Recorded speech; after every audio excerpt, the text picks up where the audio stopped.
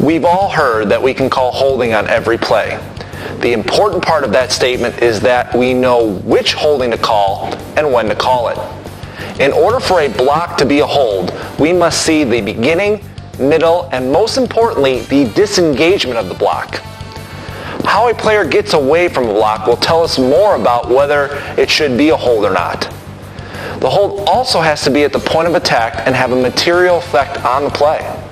If a hold is away from the play, pass on it. Blocks in the back can be difficult to understand as well. Determining whether a block is in the back or legal starts with the engagement. Where did the blocker initially make contact with his opponent? Did it start on the side or the front? Did the opponent turn to cause the contact to be in the back? These are all questions we need to know before we can throw a penalty for block in the back. If we can't answer these questions, we are better off passing on it than penalizing it. See what you call what you see.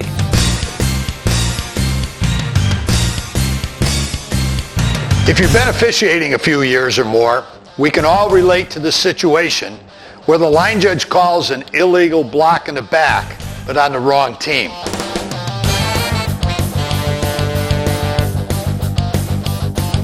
The push in the back is by the defender, number 53, but it was called on the offensive player at the B18. Who can help? This mistake takes a touchdown off the board for the offense. What causes this confusion? It's the mental part of the game. Concentration, focus, and complacency. But who can help? Who'll ask the question and maybe get us back in focus? Besides getting our teams backward on this call, is it even a foul by Team B for an illegal block in the back? Or can a Team B player play through the back of a Team A player in an attempt to get to the ball carrier?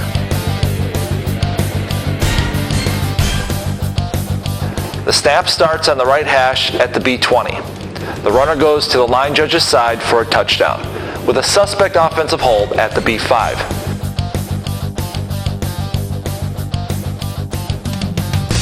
The runner is not threatened, so the line judge should be able to see this engagement. The back judge is still in the middle of the end zone and should already be to the outside on the goal line viewing this block. The Team B defender has a good argument for an offensive hold call, which doesn't come from either official.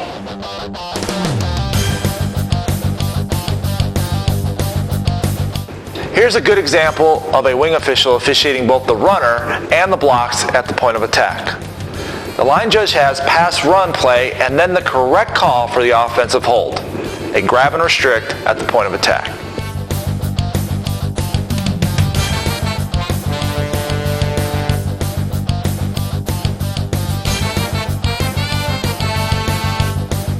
Suspect offensive hold by the right tackle.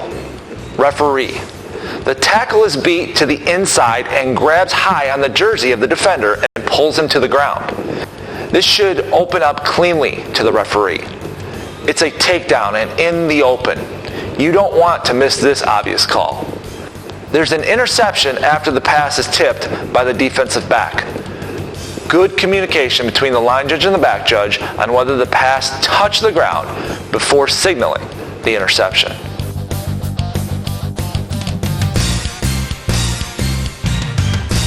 On this long run for a touchdown to the head linesman's side, the umpire has a block in the back at the 20-yard line on number 51 just before the runner scores. Make the call. Is this a block in the back? Is it enough? Is it on the side or in the back? Did it have a competitive advantage 15 yards away and in the middle of the field? It's not a player safety foul and marginal at best. We recommend you pass on this for a block in the back. The umpire's flag is at the 15-yard line rather than the 20, resulting in a 5-yard difference on the penalty enforcement. Even a marginal call deserves a better spot of enforcement.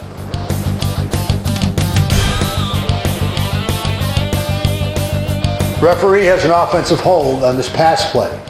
Possibly the same action that's also a suspect clip by the right tackle who's beat at the line of scrimmage. Umpire, your point of attack, and you should have a clean look into this action. Call by the referee is solid, but the umpire needs to get this obvious foul situation, which is out in the open and impacts the play.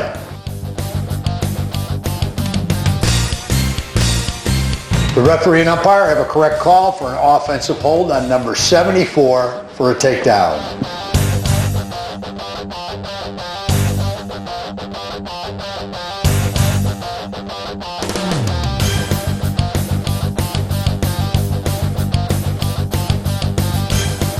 The referee has an offensive hold against the team that is losing by 28. The offensive hold was also an incorrect call. This is not a hold.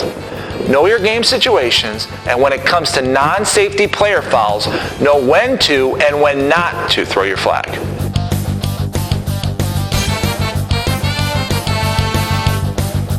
The umpire calls a block in the back at the 23-yard line.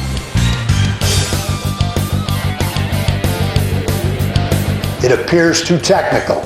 The contact's on the side and glancing. It's not a foul. We used to say things like, make it be there, get the big ones. Now the buzz phrase is, do you love that flag? Ask yourself, if this was your flag, do you love it?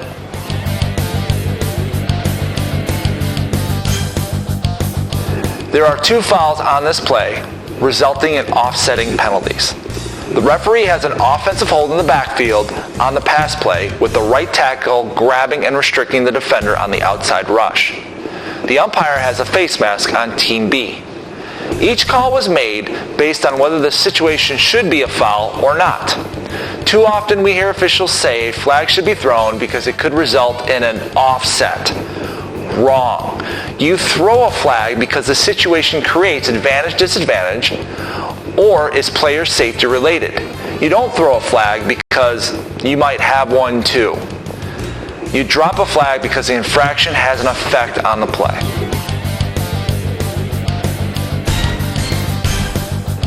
Referee umpire, offensive hold with a grab and restrict. Appears correct judgment on this restriction. During the play, Team B intercepts the ball and will obviously decline this penalty to keep possession with the touchback.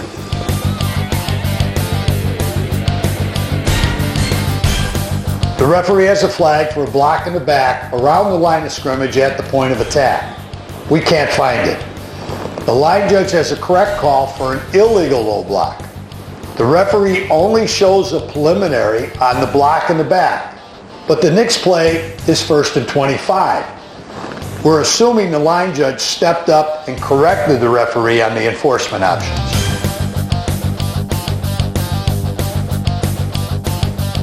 We have a flag for an offensive hold on a 25-yard pass play. No flag is on the ground prior to the pass being thrown, and no engagements are taking place during or after the throw.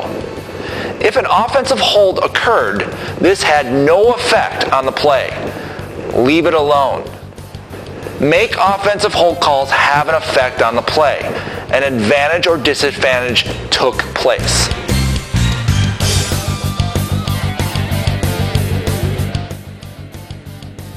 Number 32 actually has 2 blocks in the back, one at the 20-yard line and one at the 15-yard line.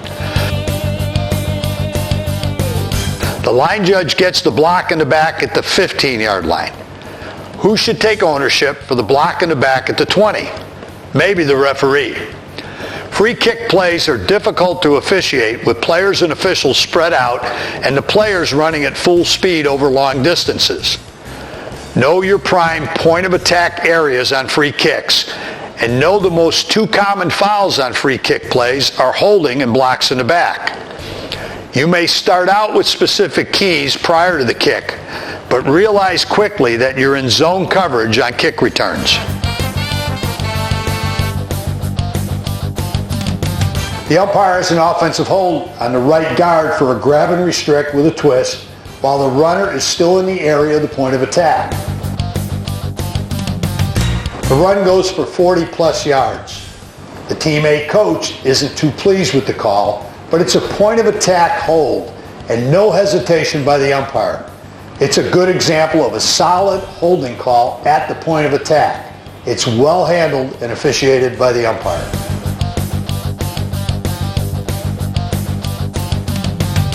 There are several tight blocks to rule on during this punt return for a touchdown. The first block occurs at the 45-yard line and appears to be a side block. Who takes ownership for seeing and ruling on this legal block? The back judge or either the wing officials? Now a second tight block occurs at the 35-yard line. Again, it appears to be a side block, but who sees it? Don't get lucky, you know the answer. The referee takes the last block on the side at the 5-yard line just before the score. We recommend the referee turn with the players and continue to watch the action in the end zone rather than just stand signaling the touchdown facing the sideline or the press box.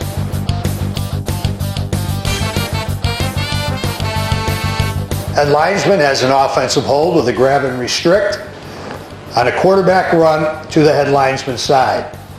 The wideout engages the defender and restricts his effort to get back to the runner. It's a correct call for holding by the head linesman.